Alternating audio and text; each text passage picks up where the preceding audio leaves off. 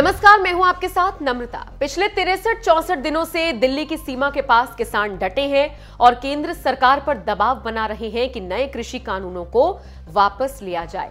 लेकिन केंद्र सरकार टस से मस नहीं हो रही है और किसानों और केंद्र सरकार के बीच 10 दौर की बातचीत के बावजूद मसला नहीं सुलझा।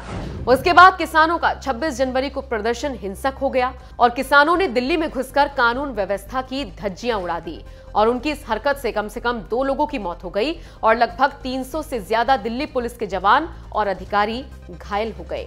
इसी बीच अंतर्राष्ट्रीय मुद्रा कोष की मुख्य अर्थशास्त्री गीता गोपीनाथ ने बड़ा बयान दिया है और कहा है कि भारत में हाल ही में लागू कृषि कानूनों में किसानों की आय बढ़ाने की क्षमता है, लेकिन साथ ही कमजोर किसानों को सामाजिक सुरक्षा देने की जरूरत है।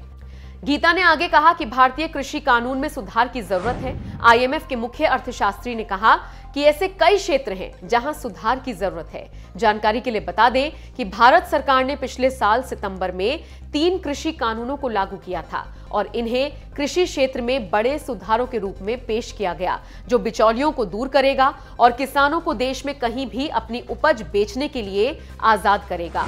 यहां जानकारी देते चलें कि गोपीनाथ की ये टिप्पणी नए कृषि कानूनों के एक सवाल के जवाब में आई है।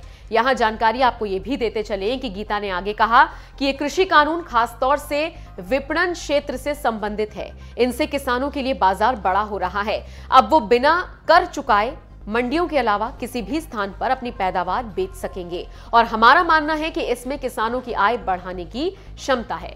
तो आप समझ सकते हैं कि आईएमएफ की अर्थशास्त्री गीता गोपीनाथ ने क्या कहा है और इधर किसान कुछ और बातों से डरे हुए हैं और कह रहे हैं कि सरकार हमारी जमीनों पर कब्जा कर लेगी।